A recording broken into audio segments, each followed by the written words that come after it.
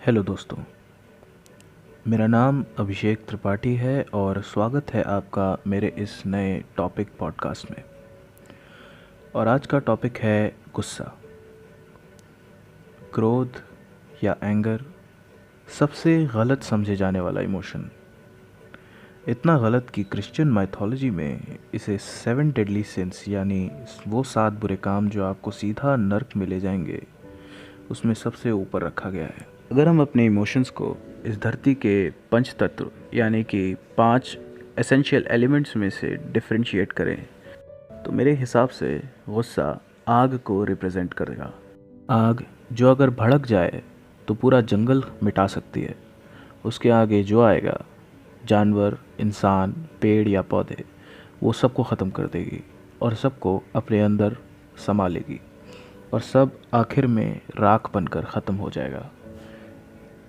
आग इतनी निर्दयी होती है कि वो आपके शरीर के एक एक एटम यानी एक एक कण को जड़ से मिटा देगी और आपको पूरी तरह ख़त्म कर देगी। पर लाखों साल पहले जब इंसान जंगलों में रहा करता था तो इसी आग ने उसे गुफाओं में रोशनी दी, खाना पकाने के लिए गर्माहट, और इसी आग ने हम इंसानों को सारी जानवरों से ऊपर और अलग रख दिया। इसी आग के दम पे हमने उन जानवरों पर राज किया और आज हम पूरी दुनिया में सबसे ज़्यादा डोमिनेटिंग स्पीशीज़ हैं। गुस्सा एक बहुत ही ज़रूरी इमोशन है, बिल्कुल इस आग की तरह। अगर ज़्यादा हो जाए तो जंगल जल जाएगा और अगर कम रह जाए तो खाना नहीं पकेगा। पर अगर ये तुम्हारे नियंत्रण में है तो तुम्हें राजा बना सकता है। अब आप ये कह सकते हैं कि अगर गुस्सा किसी को आता है तो उस पर किसी का कंट्रोल थोड़ी होता है, वो तो बस आता है। अगर कोई आपके सामने आपके परिवार वालों को या आपकी माँ को गाली देता है तो आपको उस पर गुस्सा आना बिल्कुल वाजिब है। मगर उस वक्त जो आपको महसूस होता है वो गुस्सा नहीं, वो सिचुएशन का एक रिएक्शन होता है। हमारे ब्रेन की मेन एक्टिविटीज़ में से एक रिएक्शन है। कोई 2-3 शब्द बोल के आपको ट्रिगर कर सकता है, वो आपको उस गुस्से की असली भावना को सामने ला के नहीं दिखा सकता। गुस्से की जो मेन इमोशन की मैं बात कर रहा हूँ उसे मैं इस कहानी के साथ एक्सप्लेन करूँगा, जिसने नंद वंश को पूरी तरह ख़त्म कर दिया और मौर्य वंश की नींव रखी। 300 BC के करीब पाटलिपुत्र जो अब का पटना है, वहाँ के नंद वंश के राजा धनानंद ने एक बहुत बड़ा यज्ञ आयोजित करवाया जिसमें दुनिया भर के ब्राह्मण आए थे। यज्ञ होने के बाद एक ब्राह्मण जिसके कपड़े थोड़े से गंदे थे, उसने राजा के सामने एक अलग सिंहासन पर बैठने की कोशिश की, जबकि वो सिंहासन ब्राह्मणों के लिए ही बनाया गया था। राजा को क्रोध आया इस बात पर।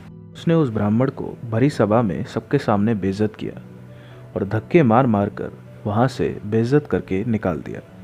राजा की इस हरकत पर ब्राह्मण को भी बहुत गुस्सा आया, पर उस वक्त अपनी चोटी खोलकर उसने ये कसम खाई कि जब तक वो नंद वंश का राज खत्म नहीं कर देता तब तक वो अपनी चोटी नहीं बांधेगा। और इसी ब्राह्मण को आज हम महागुरु चाणक्य के नाम से जानते हैं।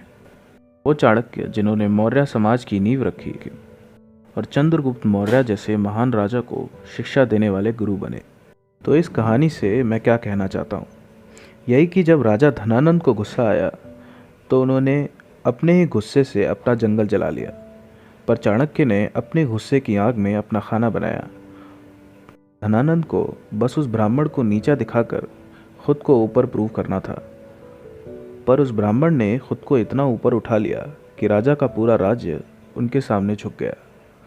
तो अगली बार जब आपको गुस्सा आए तो ये पॉडकास्ट ज़रूर सुनना और ख़ुद से ये सवाल करना कि क्या मैं इस गुस्से से अपना जंगल जला रहा हूँ या अपना खाना बना रहा हूँ।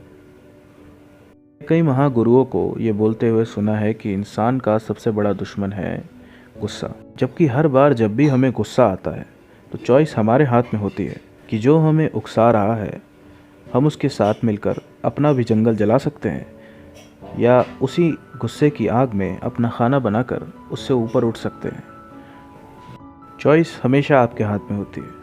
आप या तो राजा धनानंद बन सकते हैं और कुछ पल की खुशी पाकर अपने आप को संतुष्ट महसूस करवा सकते हैं, या तो आप चाणक्य बन सकते हैं और उस गुस्से की आग को अपने अंदर दबाकर खुद को इतना ऊपर उठा सकते हैं कि जो बंदा आपको उकसा रहा था वो कभी ना कभी ज़िंदगी में आपसे मदद मांगने ज़रूर आए।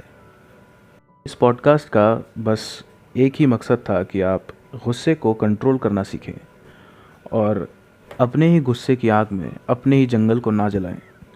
अगर आपको ये पॉडकास्ट पसंद आ रहे हैं तो आप इसे लाइक करें और सब्सक्राइब करें मेरे चैनल को। अगर आप इसे यूट्यूब पे देख रहे हैं, अगर आप किसी और ऐप पे देख रहे हैं तो मुझे फॉलो करिए, क्योंकि अगर आप मुझे फॉलो नहीं करेंगे तो आपको ये कैसे पता चलेगा कि मेरा नया पॉडकास्ट कब आया।